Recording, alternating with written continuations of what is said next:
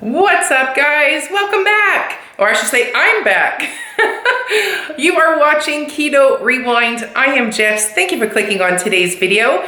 I have a lot of fun stuff in my video this week. I did not get a chance to film my video last week, so I don't know what week I'm on, like 174 or something like that. So bear with me, but I'm going to explain what's been keeping me busy and all that, but I think you can probably guess. The pretty kitchen behind me. So we're gonna talk about the kitchen facelift, update, whatever you wanna call it. Talk about what I've been up to for the past 2 weeks and also the plan for the summer. So what do you say? Let's get this video started. Pow! Pew. All right, and I'm back. Okay, so for the past 2 weeks, I have been focusing on living. In order to make this lifestyle something that's sustainable, something that the journey, something that I could get to the finish line of my journey, all of those things, you have to remember to live in the process. Now, I have been spending the past 3 years of my life trying to lose weight, trying to get to my goal weight, but it's so easy to get burned out when you're in that mindset all the time. And then if things don't go to your way, it's easy to get down on yourself and it's like this illusion of being perfect all the time. So I was like, you know what, for the next 2 weeks, I've got so much stuff I gotta get done. I'm just gonna do my best and we'll go from there. So I did just that. The first week I was a lot better than I was the first week. I was much better on plan as far as keto goes. But as this kitchen project was going and the time for us to head to the lake was approaching and everything else was just starting to take up all of my time, I was like, oh my God, I gotta get this kitchen done. So that's why I was not here last week. I had to get that kitchen project done. It was only me that was doing it, so it was not like I could only work so fast. Paint still has to dry in between coats and the whole shebang. So anyways, I decided I just need to get that project done. So I apologize for not being here last week, but time was ticking. With that said, as I'm, painting, all these cabinet doors, you don't realize how big your kitchen is until you have to paint it, and you gotta put 2 coats on. And so as I'm there just by myself, I had my headphones on, I'm just thinking. And these are the times where I get some really good thoughts. This is the time where I figure stuff out. It's random, it's weird, I can't explain it. But point being, as I'm kind of down on myself because I drank, the night before and I shouldn't have had anything because I can't lose weight if I'm drinking like that. And, I'm in that little pity party. It's like, but I had so much fun, but, it's not going to get me to my goal. I can't get to my goal. It's just that, I'm in my feels. And then I was like, there's got to be something underlying that I'm not addressing. What is it? When we moved to Texas, my husband and I didn't know anybody. None of our family lived here. It was literally just us. And at the same time, I was 300 pounds. I had no interest in meeting people. I felt ashamed, and if I met a friend in a mom play date and they called me up and wanted to do something, I had every excuse in the world to hide from them. Old friends that had not seen me since I gained weight, those ones were definitely not going to be hanging out with me. And it's like I just hid for so many years. And then all of a sudden, I got my stuff together, I cared about my life again, and that's where my story started on this channel, and I came back. So, and now I have so many friends now that it's the point where I'm seeing 2 groups of friends in one day because everybody wants to see me before I head to the lake. So it's such an awesome problem to have, and it's also kudos to me because I'm living again. I'm back to me, and if I didn't come out of my shell and change my life and do the things that I need to do and work on myself, I would not have this amazing life right now. Point being, why I'm saying all that is sometimes when I'm losing weight and I'm eating keto and low carb, sometimes it's lonely. And what I mean by that is my husband and I, my family, we eat keto, low carb. That's not what I'm talking about. I'm talking all of my friends. I think I have 2 that even entertain a low carb lifestyle. And I have a ton of friends. So when you go to parties, when you go to get-togethers, I'm the only one there worried about carbs, worried about sugar, worried about, XYZ, and sometimes it feels lonely. or I feel like I'm not normal because I'm the one that's not eating that way.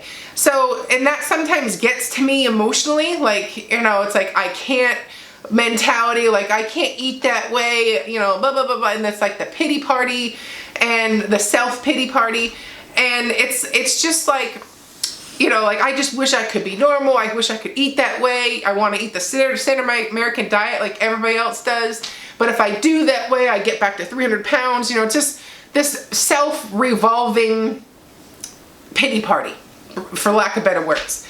So as I'm painting those cabinets, I'm all these thoughts. I'm like, in 1 minute, I'm like, dang, I have so many friends now. So many people love me.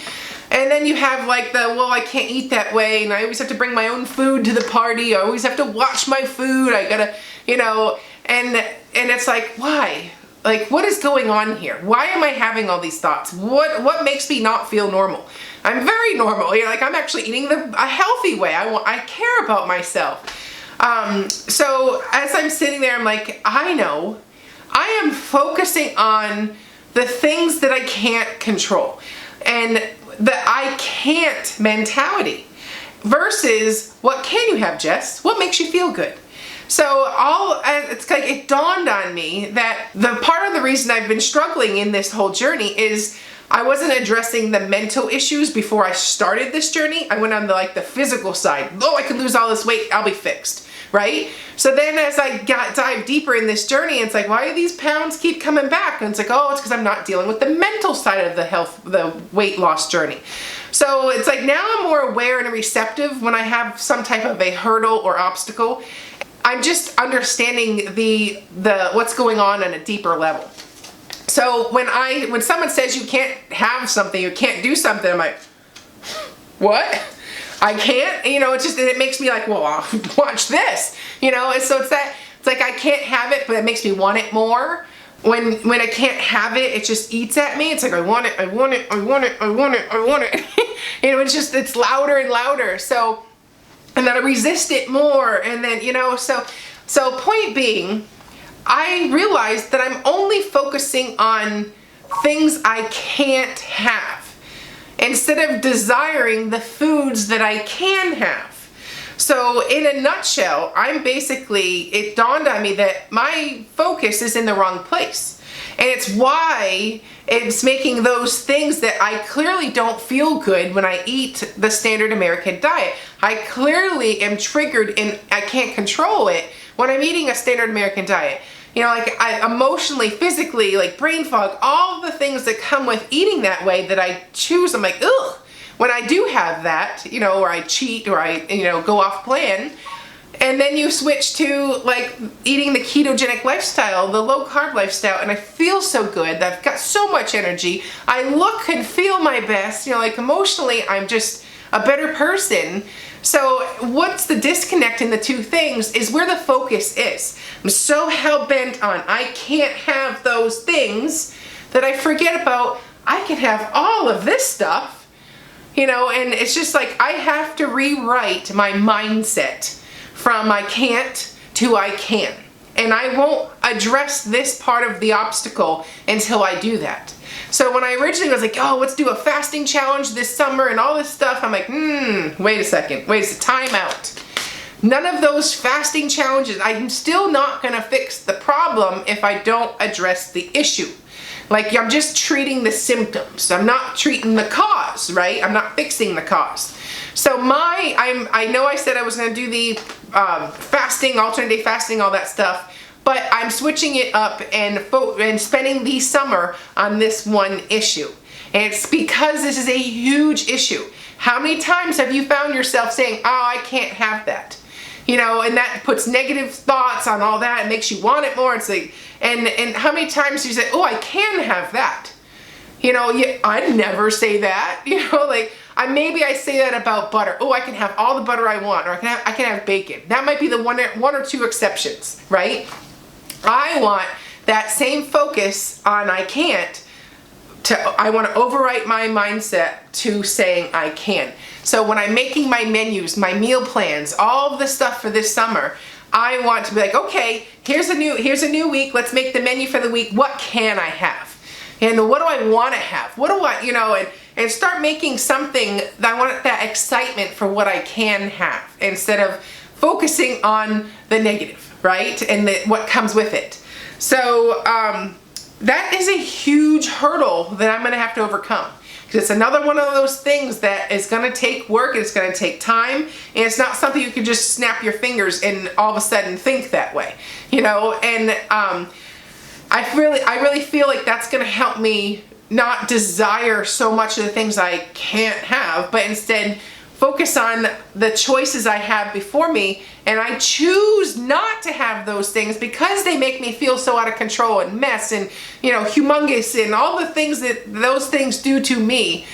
I'm choosing not to have that anymore. I'm choosing health. I'm choosing to feel good all day. I'm choosing to look my best. I'm choosing to put that work in, and I'm choosing to be different or not normal than everybody else that eats the standard American diet. And if that means it's just me holding the torch of the keto, that so be it, you know. So overall though, it's like, it's not a bad idea, you know. And I'm like, as I'm like brushing the strokes and, you know, having fun with the painting, I'm just like, dang, that's some powerful stuff, you know. And I have my energy and my focus and my desires on the negative part.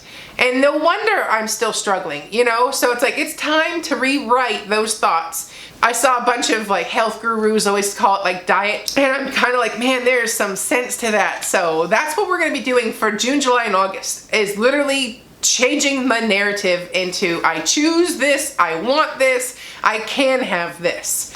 I just haven't thought of a cool, catchy title. So, but anyways, before I end this video, I will say another part of the reason I was busy is obviously I was with all of friends and celebrations and stuff like that. School's out, so it's hard to film when my kids are home. There's neighborhood kids over here all the time, you know, and it just makes it hard to get a video in and have everybody quiet, you know, and the stars align. So it's something I will have to work with, because it only gets worse when we go to the lake and the activities increase. But I will find a way to keep my regular schedule. So I want to give a huge shout out to my kids. Both my girls got to play on the same softball team this year, because one played up and the other one stayed down. And so we got to have like a season where they were both together. That will change obviously next season because it ages. My oldest daughter ages up. But anyways, their division, they won the division, they won the postseason tournament, they won the preseason tournament, and my daughter, my oldest daughter, won a spot on the All-Star team. And of course, to sweeten the deal, she crushes a home run in the All-Star game. So there was a lot of parties, a lot of practices, a lot of stuff with the softball family, which was another reason why I was unable to get everything done, include finish a kitchen in like 2 weeks. So, but anyways, so let's go downstairs and check out the kitchen project. Let's talk the kitchen remodel. So I will get out of the way here and give you a proper look of the kitchen, but oh my gosh, does that not look so clean and bright and just completely a different look. And also it matches with the rest of the house. So when you see my videos, everything looks like it's the same house now. So a lot of people, well, I guess let me point out some obvious. So I still need to get what is called a shoe kick or shoe mold. It's the piece that goes under there that your feet kick at. That one was out of stock. We still have to wait on that and get a nice pretty white one. So if you notice here, you can see underneath the cabinet, it still has the old maple. So that will be fixed when we come back from New Hampshire. And then the other part is we're gonna finish this island with some trim. So it's been painted, but it has not, the trim piece has not been put back on. And then also leveling cabinet doors. This kind of stuff drives me crazy. Like this one's hung a little lower than this one, and it's just a quick little adjustment on the hinge. So, but the cabinet's on, you know, those little details are what we'll just finish when we come back. But so the main thing is I just wanted to get the kitchen done, and that is because for this paint, well, I'll back up a little bit. This paint does not require any stripping, any sanding, any priming. It's an all-in-one paint. I'm not affiliated, not sponsored at all by this paint. It's Beyond Paint. This is just what I researched and used and tested out for myself. Previous videos I mentioned I did my kids' vanities in their bathrooms upstairs, And I did them in soft gray, the color soft gray. Mind you, there's a bunch of colors this paint comes in. And I put it on those vanities, same prep process that I was gonna do down here. And I told my kids, for the one time you can beat up on this cabinet, because I need to see if it truly doesn't chip, if it will hold up to normal wear and tear. Because the worst thing you want is a bunch of cabinets that are all chipped up. I mean, I would have preferred my maple cabinets, because they didn't at least look bad. You know, it was just a color issue. So anyways, after 6 months or 7 months, I believe it was, not a single scratch, not a single chip. So that gave me the confidence to do the kitchen. So with that said, you do need to take cabinet hardware off, doorknobs, pulls, hinges. I did take all of that off. And I also made sure to not skip the prep step. And that is, I used Simple Green and wiped down these cabinets really well. And some of the cabinets, like the ones over the stove, I wiped down like twice, or the ones that I use a lot more than the others, I wiped those down twice, because you do not want any kitchen oils, any grime, grease, anything that will prevent this paint from sticking. You know, I don't want this to stick at all, or chip. So you can't skip that degreasing step. And that is just a simple bottle of Simple Green and a like one of those lint-free rags, and I just did the whole kitchen. And even at that point, I was like, oh my gosh, it really cleaned up my cabinets. I almost didn't take it this next step, because it was just really cleaning up those cabinets in general. So highly recommend, shout out to Simple Green. Again, not sponsored. But then I took all the hardware off, and then I just did like sections at a time. And the cool thing about this paint is it's super thick, like a pudding-like consistency. So it's self-leveling, it goes on the covers really well. I needed to do two coats for my kitchen. To my before picture, I had maple cabinets. So to make it nice and bright and white, I did 2 solid coats. And there was a big difference when you put the second coat on. It really did need that second coat. And then the other thing is, it dries really quickly in between coats. So I believe it was 2 hours drying time. So I would do like section and then wait 2 hours section and just work my way around. And this way I could remember where each cabinet went, and the doors and all that stuff. So all in all, it was a real easy process. I did it all by myself. I learned how to hang cabinet doors. I did not know, it looked a lot more complicated and intimidating than it was. So that was easy. And it was a great project from start to finish. And I think it was around $109 is what it cost me to give this kitchen a new look, to buy me more time until I can give it a real renovation that down the line.